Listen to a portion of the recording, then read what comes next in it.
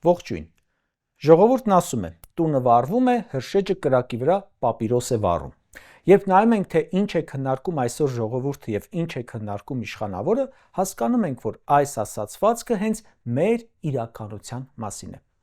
Երեք ակտիվորեն քննարկվում էր երկու շատ ուշագրավ թեմա, որոնք միացնելով ամենաշատն է երևում այսօրվա խորը անջրպետը իշխանության ու հասարակ ժողովրդի մեջ։ Հասարակ ժողովուրդ բառը ընդգծում եմ, որովհետև Նիկոլը հաճախ է ասում, իրեն հասարակ ժողովուրդն է ընտրում, ոչ թե էլիտան, ու այդ հասարակ ժողովրդի անունը այս վերջում էլ դրեց կարտոշկա ուտող։ Ինչ է քննարկում ժողովուրդը։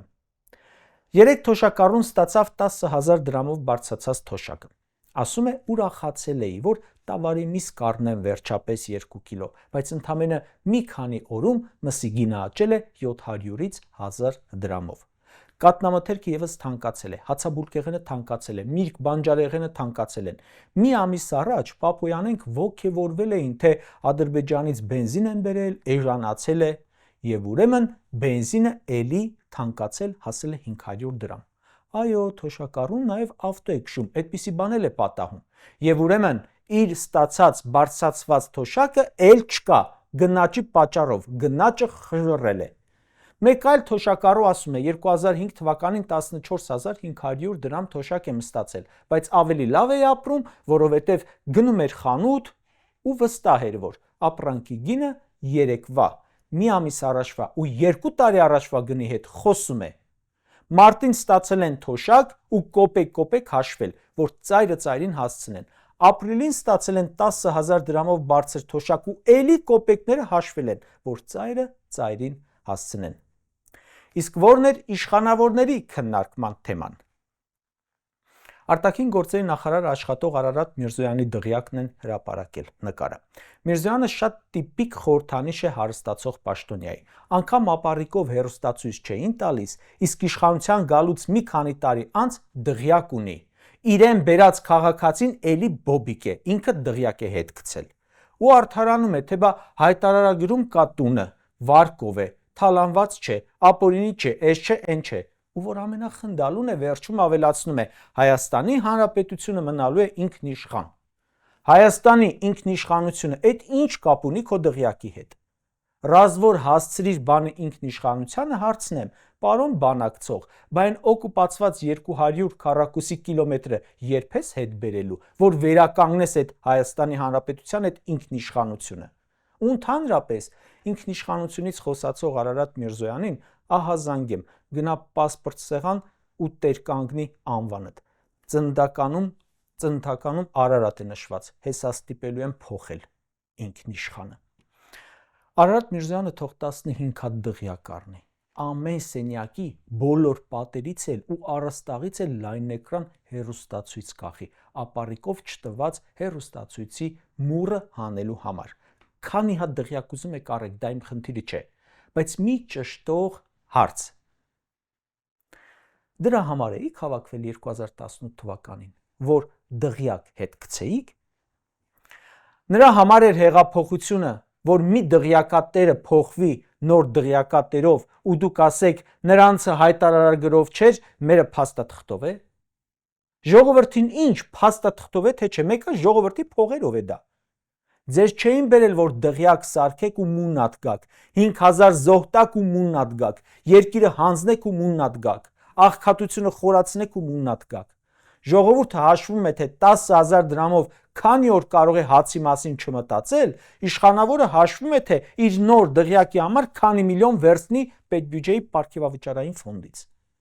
Ասում է, մինչ մենք Հայաստանի Հանրապետության քաղաքացիների հետ ենք շփվում, Արարատն է ասում, եւ նկարվում, նրանք իմ պատի հետ են նկարվել։ Իսկ այդ քաղաքացու հետ որ շփվում եք, ասում եք, որ իրեն հիմարացնելով դարձակ դղյակատեր։ Ընդհանրապես, ինչ երեսով եք դուք գնում քաղաքացու հետ հանդիպման։ Եթե 2018-2021 թվականների խոստումների մեջ գրեիք, որ գալու եք դղյակ շինեք, այո, այսօր կարող եք դուխով գնալ, բաց ճակատ կանգնել ու ասել, մեր խոստումը կատարել ենք։ Միրզոյանը դղյակ ունի, Կոնջորյան, Պապիկյան, Ալեն, Ավինյան, Սանոսյան, բան դղյակ ունեն։ ով էլ դղյակ չունի ՔՊ-ից, այնուամենայնիվ մի քանի անշարժ գույք է ձեռք բերել։ Մի հատ էլ ընտրեք, որ իրենց տներն էլ դառնան դղյակ։ Ժողովուրդը ոսկե ձկնիկն է, որ ՔՊ-ի խրճիթը սարքել է պալատ։ Ամեն օր մամուլը հրապարակում է սրանց տեսչությունների, կառավարությանն առընթեր տարբեր մարմինների ղեկավար տեղակալների ունեցվածքը, քաղաքաշինության ինչ-որ մարմնի ղեկավար, 9 անշարժ գույք, կադաստրի կոմիտեի ղեկավար պաշտոնյաներ, 3 անշարժ գույք, 4 անշարժ գույք, տեսչության ղեկավարի տեղակալ, 4 անշարժ գույք, փոխմարզպետ, 8 հողամաս եւ այլն։ Ու ասում են ժողովուրդ ջան, ուրախացիր, նախկինում ինչ որ պաշտոնյա 20 տարում դղյակ է ձեռք բերել, իսկ մենք ՔՊ-ականներս կարողացել ենք դա անել 7-8 տարում։ Բայց նրանցը թալան է, մերը թալան չէ։ Էդ ինչի հավատանք որ ժողովուրդը կարող է չէ հարցնել 8 միլիարդ դոլարով ավելացրել եք պարտքը։ Ինչ եք սարքել բացի ձեր դղյակներից։ Պարտքը կա, ուրիշ արդյունք չկա։ Քոչարյանի ժամանակ 2-300 միլիոն դոլար մտավ Հայաստան,